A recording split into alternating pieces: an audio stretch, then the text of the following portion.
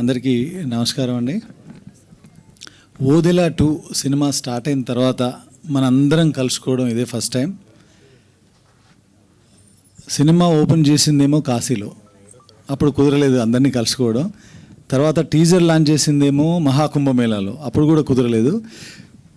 కుదరకపోయినా ఇక్కడ ఉన్న మీరందరూ ప్రతి ఒక్కరు కూడా ఆ టీజర్ గురించి ఎంత చక్కటి వర్డ్స్ రాశారు.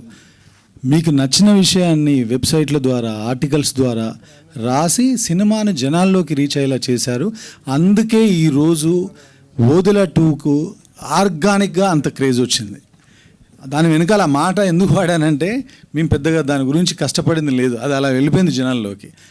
దానికి ఒకటి మీరు కారణమైతే ఇంకొకడు లార్డ్ శివ, ఆ భోలేనాథుడు కారణం అండి. లేదంటే ఇంత చిన్న ప్రయత్నంగా మొదలుపెట్టిన సినిమా ఈరోజు మార్కెట్లో ఇంత పెద్ద సినిమా ఏది కాదు. మేబీ మధు గారు కథ విన్నప్పుడు ఆయన సంకల్పం కావచ్చు, లేదంటే ఈ కథ రాయాలనుకున్నప్పుడు ఏదో ఒక బ్లెస్సింగ్ జరిగి ఉండొచ్చు. అందుకే ఈరోజు ఇంత మంచి క్రేజ్తో, ఒక బజ్తో ఇది ముందుకెళ్తూ ఉంది.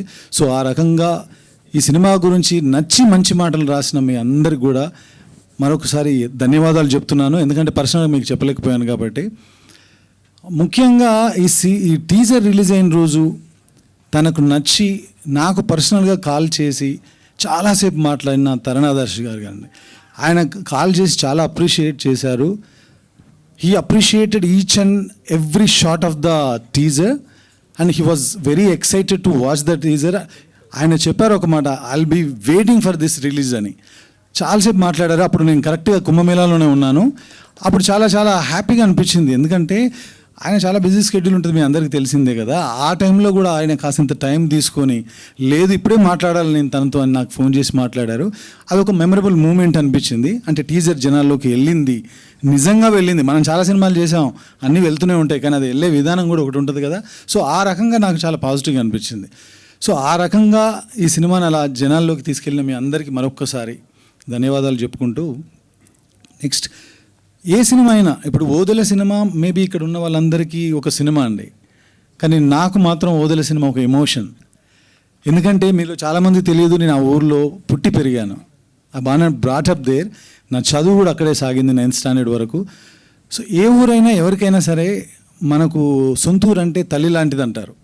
సో తల్లి లాంటి ఒక కథను తీసుకొని ఒక సినిమాని తీస్తున్నప్పుడు దాన్ని మనం ఎంత ప్రేమగా చేయాలి, ఎంత గౌరవంగా చేయాలి, అంతే ప్రేమగా అంతే గౌరవంగా ఈ సినిమాని రాసి తీయడం జరిగిందండి.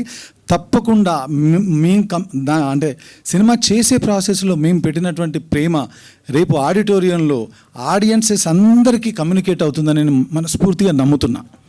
తప్పకుండా అది జరుగుతుంది. ఎందుకంటే మన ఊరు అనగానే మనకు ఒక నాస్టాల్జియా, ఒక ఫీల్ ఉంటుంది. ఆ ఫీల్ సినిమాలో ఉంటుంది. ఏ విలేజ్ అయినా క్షేమంగా ఉండాలన్నా, సంతోషంగా ఉండాలన్నా, ఒక విలేజ్ అనేది తల్లి అంటే ఆ విలేజ్ని కాపాడే తండ్రి, ఆ ఊరిలో ఉన్నటువంటి ఇలవేల్పుగా ఉండే దేవుడి గుడి. పర్టికులర్గా ఓదెల తల్లి అనుకుంటే ఓదెల, ఆ ఊరిలో ఉన్నటువంటి ఓదెల మల్లన్న తండ్రి లాంటి వాడు ఆ ఊరిలో. ఈ సినిమా కథ కూడా క్లుప్తంగా అంతేనండి.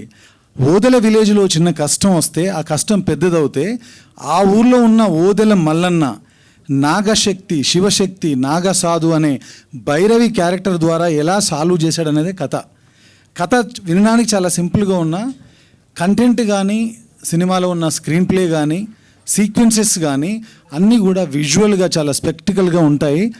దానికి మెయిన్ కారణం మళ్ళీ నా ఇద్దరు, ఒక ఆయన 10 ఏళ్ల స్నేహితుడు, ఈ మధ్యనే ఒక 10 నెలల నుంచి స్నేహం కలిగినటువంటి అజనీష్ లోక్నాథ్ గారు. ఈయన విజువల్గా ఈయన క్రియేట్ చేసిన దానికి ఆయన 1.5 months నుంచి అద్భుతమైన బ్యాక్గ్రౌండ్ స్కోర్, ఏది చేసినా కొత్తగా చేద్దాం. ఆయన శివభక్తుడు. సో ఇలాంటి శివభక్తుడు చేయబోతున్న సినిమా కాబట్టి లాట్ ఆఫ్ ఎఫర్ట్స్ ఆయన పెడుతున్నారండి. త్వరలోనే అద్భుతమైన బ్యాక్గ్రౌండ్ స్కోర్తో April 17th, అంటే April 17న ఏదో అంటారు కదా, మన సంస్కృతంలో కూడా చెప్తారు, చైత్రమాసం శుక్లపదం చతుర అని. ఎందుకంటే ఈ పదాలు ఎందుకు వాడుతున్నాం అంటే దీనికి ఒక నిర్దిష్టమైన ఒక కథలో ఒక భాగం ఉంది, అందుకని అలా చెప్పాను. సో ఆ రకంగా April 17న ఇది ప్రపంచవ్యాప్తంగా సినిమా రిలీజ్ కాబోతుంది. తప్పకుండా థియేటర్ ఎక్స్పీరియన్స్ ఉండే సినిమా ఇది.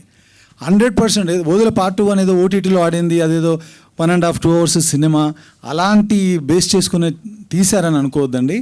ఇది పక్కా థియేటర్ ఎక్స్పీరియన్స్ ఇవ్వడం కోసం ఆ స్కేల్లో చేసిన సినిమా, ఆ స్కేల్లో విఎఫ్ఎక్స్ ఉన్న సినిమా, ఆ స్కేల్లో ఒక బ్యూటిఫుల్ ఎక్స్పీరియన్స్ మీకు ఇవ్వబోతున్న సినిమా. కాబట్టి తప్పకుండా April 17న తెలుగు ప్రేక్షకులు ఎక్కడున్నా, సినిమాని ప్రేమించే ప్రేక్షకులు ఎక్కడున్నా ఈ సినిమాని చూస్తారని నేను ఆశిస్తున్నాను మనస్ఫూర్తిగా.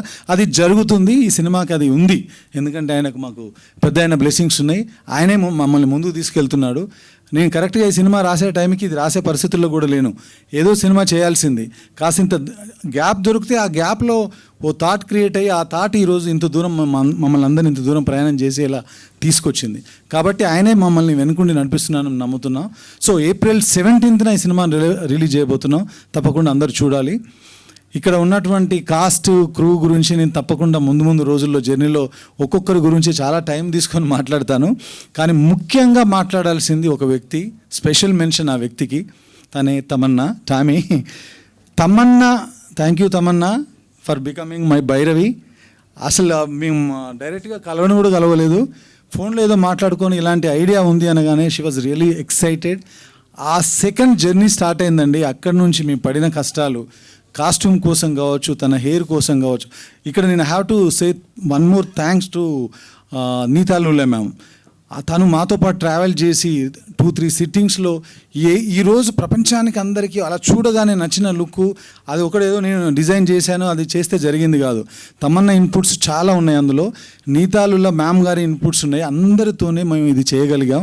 సో అంత మంచి లుక్ క్రియేట్ అవ్వడానికి కారణం నీతాలుల్లా మ్యామ్. తమన్నాకి ఎందుకు ఇంత నేను చెప్తున్నానంటండి, జనరల్గా ఎవరైనా సరే ఇప్పుడు ఒక స్టార్ ఉంటే తనకి అవకాశాలు వెళ్తాయి, కానీ ఒక సూపర్ స్టార్ కోసం మాత్రమే అవకాశాలు వెతుక్కుంటూ వెళ్తాయి.